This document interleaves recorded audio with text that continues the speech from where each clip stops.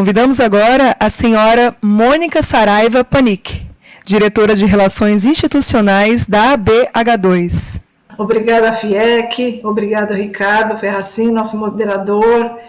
Eu sou diretora da Associação Brasileira de Hidrogênio e sou também mentora da mobilidade de hidrogênio da SE Brasil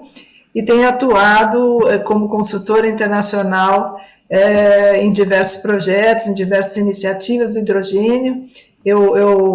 E sou consultora da FIEC desde janeiro desse ano, tenho muito orgulho em dizer isso, porque tenho contribuído com todas as iniciativas relacionadas à implementação do Hub de Hidrogênio Verde no Estado, e é muita emoção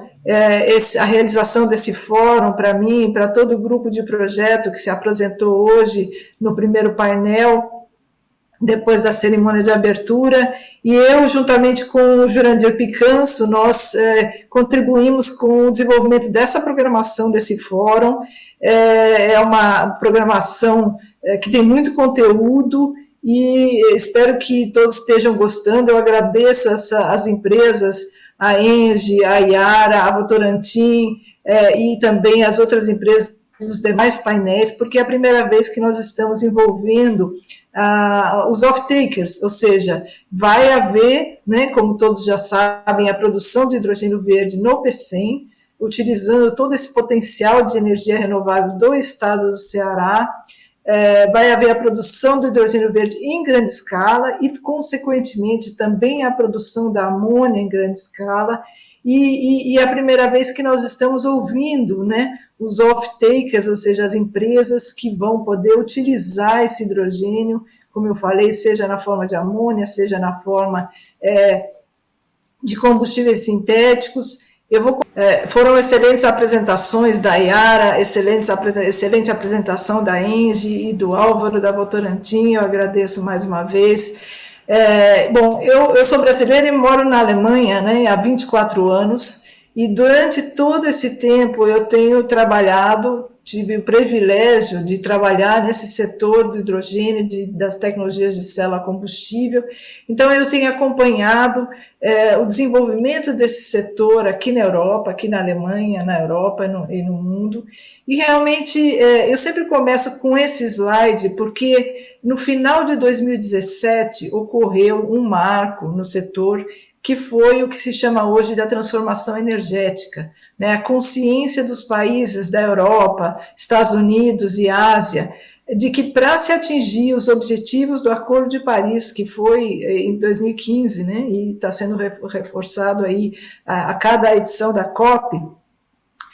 será necessário descarbonizar grande parte do sistema energético mundial e, para tanto, uma quantidade significativa de fontes de energia renovável precisa ser instalada e integrada, e setores que demandam energia, como o transporte e a indústria, precisam ser descarbonizados em grande escala. E foi aí que o hidrogênio ele deixou de ser visto apenas como um combustível para o setor de transportes e passou a ser visto como um vetor energético e o pilar central da descarbonização. Esse marco foi muito importante porque representou uma onda, né, uma onda sem volta, uma onda que em 2018 eram 3 países que tinham desenvolvido as suas estratégias nacionais de hidrogênio, e do ano passado já foram 9 países que lançaram roteiros,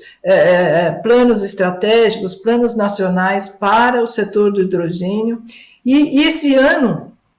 mais de 30 países lançaram as suas estratégias, alocaram cerca de 76 bilhões de dólares como incentivos ou financiamentos governamentais. Desde fevereiro desse ano, foram 131 novos projetos de grande escala anunciados, em um total de 359 projetos de hidrogênio, principalmente hidrogênio de baixo carbono, hidrogênio verde, investimentos anunciados de cerca de 500 bilhões de dólares até 2030, de acordo com o Conselho Nacional Global do Hidrogênio, que é o Hydrogen Council, atualizado aí em julho de 2020, desse ano. 30% desses projetos podem ser considerados maduros, o que significa que o investimento já está em fase de planejamento, passou para uma decisão final de investimento ou está associado a um projeto que está em construção, comissionado ou atualmente operacional. Então, as metas, hoje a demanda do hidrogênio é uma demanda muito maior, né, ou as projeções são muito maiores do que o setor do hidrogênio atual. Para vocês terem uma ideia, a demanda por hidrogênio, calculado pela Agência Internacional de Energia, ela era de aproximadamente 75 milhões de toneladas ano em 2018, e as projeções de várias instituições, a mais pessimista é de 300 milhões de toneladas ano, e a mais otimista para 2050 é de 800 milhões de toneladas ano. Então, nesse gráfico à direita, se pode ver que o crescimento da demanda ela está diretamente ligada ao cumprimento, né, das metas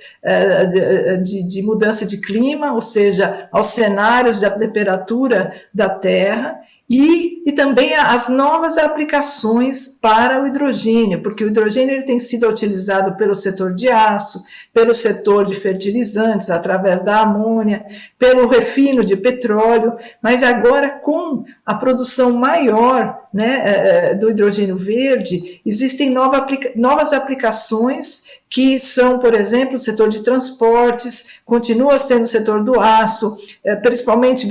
no setor de transportes, principalmente veículos pesados, o setor de residencial e comercial, o setor de armazenamento de energia, geração distribuída e os setores marítimos e aviação. Então, aqui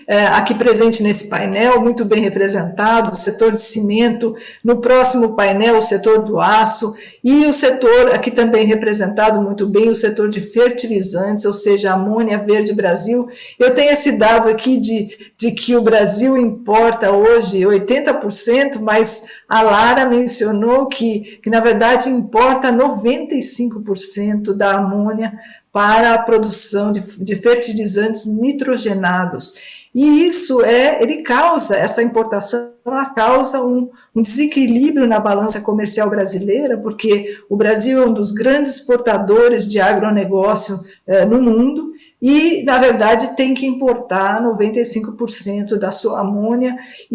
o que representa um alto custo, né, porque o preço da amônia está vinculado ao preço global, né, do gás natural e do petróleo, e também a parte de logística para estados onde não estão próximos a regiões portuárias, como Mato Grosso e Goiás, que, na verdade, são os estados que mais consomem fertilizantes, eles têm um custo grande de logística dessa importação da amônia. E a amônia, a demanda dela, né, principalmente no Brasil, ela vai aumentar, principalmente com essa ambição da exportação, ou seja, o Brasil sendo um produtor e exportador de hidrogênio verde em grande escala. A Alemanha está liderando esse movimento de importação de hidrogênio verde, vai lançar esse leilão que chama H2 Global no primeiro trimestre de 2022. A Alemanha vai importar 89% da sua demanda de hidrogênio para a descarbonização, que é calculada em 3,3 milhões de toneladas até 2030. Essa demanda ela pode ser atendida tanto na forma de hidrogênio, quanto na forma ou do hidrogênio gás, quanto na forma de amônia. E é interessante que parece que a amônia, né, ela está sendo o hydrogen carrier, ou seja, o carregador do hidrogênio favorito da maioria dos projetos, em termos de custos, né, de viabilidade técnico-financeira. Então, comparando com outros carregadores de hidrogênio potencial, ou seja, como transportar o hidrogênio em longas distâncias, está se analisando o LOHC, que é um líquido orgânico, a amônia, o hidrogênio líquido e outros carregadores, mas a amônia está se demonstrando aí a favorita, como vocês podem ver nesse gráfico, ela tem um custo menor do que os demais, dos demais carregadores, dos demais líquidos. No momento, então, a amônia ela vai atender essa demanda de exportação, né, a médio prazo, do que, por exemplo, o hidrogênio líquido, e no mundo as rotas de importação e exportação, elas vão se modificar, ou seja, existem 3 regiões, basicamente, que serão produtoras e exportadoras de hidrogênio, seja na forma de gás, ou seja, na forma de amônia, ou na forma de metanol, ou na forma de querosene, e essas regiões são a América Latina e o Caribe, a África e a Austrália, e as regiões importadoras basicamente a Europa e a Ásia. Os Estados Unidos parece que vai se tornar um país autossuficiente, ou seja, vai produzir e utilizar. E a amônia, como a Lara e a Ana já mencionaram, ela é produzida, é um processo muito bem conhecido, ou seja, essa é a grande vantagem hoje, ou seja, já existe a produção de amônia em todo o mundo, já existe o manuseio da amônia, já existe o transporte da amônia, então é um produto que considerado perigoso, mas é um produto conhecido, já existe esse conhecimento sobre o mercado, o manuseio da amônia, o armazenamento da amônia e também a produção da amônia, e ela é produzida a partir, né, do hidrogênio, que a previsão é substituir esse hidrogênio cinza para a produção da amônia pelo hidrogênio verde ou hidrogênio de baixo carbono, e o nitrogênio é captado do ar e utilizado nesse processo conhecido chamado Haber-Bosch. Aqui eu trouxe para vocês, como eu mencionei no início, as novas aplicações para amônia, ou seja, não só para transportar como carregadora de hidrogênio para transporte de longas distâncias, e aí nesse caso se precisa produzir, se precisa transportar e depois craquear a amônia para se obter o hidrogênio, mas existe também essas tendências internacionais para utilizar a amônia, por exemplo, no transporte marítimo. Então, aqui tem um gráfico da fonte Ballard Power Systems que compara os diversos combustíveis marítimos e mostra que a amônia tem aí uma grande, ou seja, o hidrogênio, né, ele tem uma alta densidade de energia gravimétrica, mas ele tem uma baixa densidade volumétrica, e é por isso que se considera outros portadores ou carregadores de hidrogênio para transportar em longas distâncias. E aí, comparando a amônia com outros combustíveis, ela tem, em termos de densidade energética, já uma vantagem com relação aos demais. Além disso, os custos, né? Então, para a previsão desse estudo chamado How Hydrogen Can Help to Decarbonize the Maritime Sector, feito pela Hydrogen Europe, eles fazem uma previsão de que até 2030 muitas embarcações pequenas funcionarão com hidrogênio ou derivados de hidrogênio. O maior potencial para o uso do hidrogênio puro a curto prazo, ou seja, até 2025, são as embarcações fluviais de curtas distâncias ou aquelas que operam em zonas portuárias, como balsas urbanas, rebocadores e pequenos navios de dragagem, e também para navios de longa distância, a previsão é o uso dos derivados de hidrogênio, ou seja, esses combustíveis como amônia ou metanol. E também, para 2050, a previsão desse estudo é que a maioria dos navios, a maioria deles vai ser totalmente autônomo, funcionará com combustíveis alternativos, seja o hidrogênio puro ou os combustíveis à base de hidrogênio. Além disso, a amônia foi considerada como o combustível mais barato. Aqui tem os gráficos também comparando com outros combustíveis e também o que precisa, quantos milhões ou quantas milhões de toneladas de hidrogênio se precisa para substituir os combustíveis convencionais para o setor marítimo. E aqui se fala em 15 milhões de toneladas ano, né, para esse setor, e uma capacidade de eletrólise de 200 gigawatts ou gigawatts para atender essa demanda. Então, a demanda de hidrogênio, de amônia, né, a demanda global, aí analisando o setor específico da amônia a nível global, eles calculam que a demanda global vai aumentar de 196 milhões de toneladas ano para 225 milhões de toneladas até 2023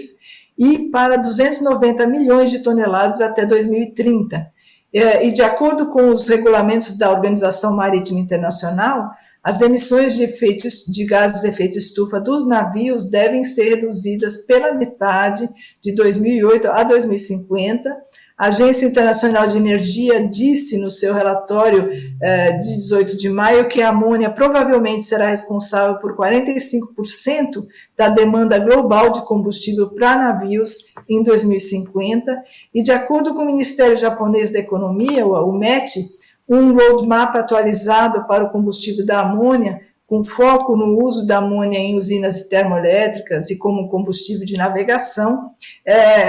o Japão, então, espera importar 3 milhões de toneladas de amônia limpa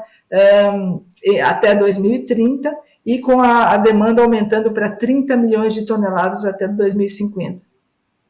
E em junho de 2020, a Argus Media publicou um white paper sobre a amônia verde, uma visão geral de novos mercados potenciais e volumes de mercado, e a Argus estima que em 2040 a amônia verde pode custar apenas $250 por tonelada, e o mercado de amônia verde será maior do que o mercado da amônia convencional. A mudança verde, né, como eles chamam, ou a tendência para a produção sustentável de amônia com baixo teor de carbono, pode criar um mercado de 1 bilhão de toneladas por ano, ou seja, 5 vezes o tamanho do mercado da amônia de hoje. E essas novas aplicações da amônia que vão levar ao mercado desse porte. E a produção global de amônia atualmente está em 180 milhões de toneladas ano, ou seja, aqui vocês podem ver que realmente vai quase que dobrar, mas o seu potencial uso como fonte e transportador de energia, conforme eu expliquei, ela vai aumentar e chegar a um mercado de bilhões de toneladas e o uso em uma variedade de aplicações. E para o setor marítimo especificamente, né, a amônia está sendo considerada, já inclusive em testes feito por algumas empresas de fabricantes de navios. A Argus estima que o custo, no caso, o custo da energia renovável, ela tem que cair aí para $20 o megawatt-hora, o que possibilitaria aí a queda também do preço da amônia verde para cerca de $335 a $340 por tonelada. E aí, para 2040, quando o custo nivelado de hidrogênio cai para abaixo de $1,50 o quilowatt, o preço da amônia também vai cair para $245 a $250 a tonelada. E mais um componente chave para a comercialização futura da amônia, como a Lara e a Ana já mencionaram, será a quantidade de incentivos ou regulamentação que impõe o seu uso. O incentivo mais provável pode vir na forma de impostos e créditos de carbono. As regulamentações podem desempenhar um papel fundamental para a adoção da amônia verde, da mesma forma que incentivam os investimentos em energia renovável. E, por exemplo, a legislação da IMO, ela pode contribuir né, com incentivo para o uso da amônia na aplicação marítima, além de criar uma maior competitividade no preço da amônia verde. Então, eu agradeço a todos mais uma vez.